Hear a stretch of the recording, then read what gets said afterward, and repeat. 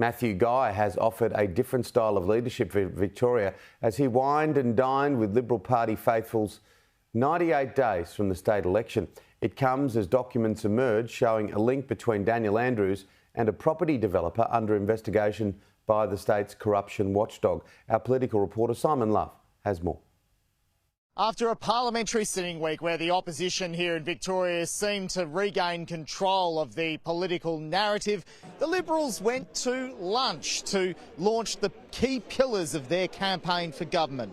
Matthew Guy in familiar company as he addressed a function hosted by the party's fundraising arm Enterprise Victoria.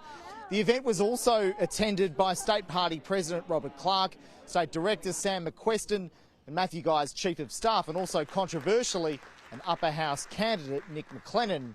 He took the job after Mr Guy's former Chief of Staff, Mitch Catlin, resigned amid revelations that he drew up a contract which wasn't signed to top up his taxpayer-funded salary. After a fortnight dogged by those revelations and a week trying to seize back the story on Spring Street, Matthew Guy gave a rousing 20-minute speech, mostly off the cuff, to deliver his vision for the state of Victoria. What I want to offer to the people of Victoria is a difference in style. What I want to offer to the people of Victoria is a government led by a Premier who listens, who talks with Victorians, not at them. Matthew Guy reiterated his pledge to scrap the suburban rail loop in favour of billions to spend on health. That was dreamt up by one man on a Cathay Pacific flight in business class, flying to Hong Kong with two other people over a couple of scotches. That ain't our priority.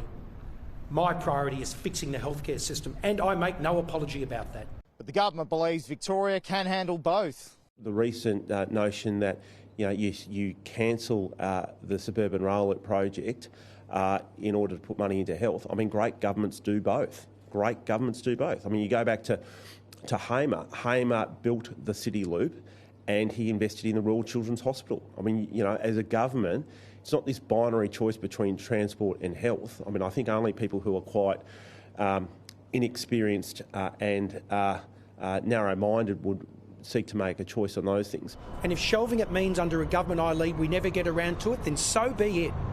So be it. My priority is going to be about building those hospitals I've promised. Meanwhile, documents have emerged showing the Premier, Daniel Andrews, had written to property developer John Woodman, who's the subject of a corruption investigation by IBAC, which is yet to report to Parliament. Now, that's despite this statement from Daniel Andrews in May. Are there any documents to table? I don't think there, well, again, to the best of my knowledge, there's no correspondence, but we'll go through the normal process. The opposition has hit out at what's been released, saying the Premier should come clean and release all documents relating to this matter. These documents are very palsy-walsy. It's very clear that they're very good mates. They're well known to each other. Mr Woodman's been a major donor to the Premier for many years, and they're palsy-walsy. Who knows what Operation Sandon will find? Who knows what Operation Sandon will have to say? But the community should see these documents and they should see them at an early point. 99 days to go until Victorians head to the polls and make their decision at the ballot box.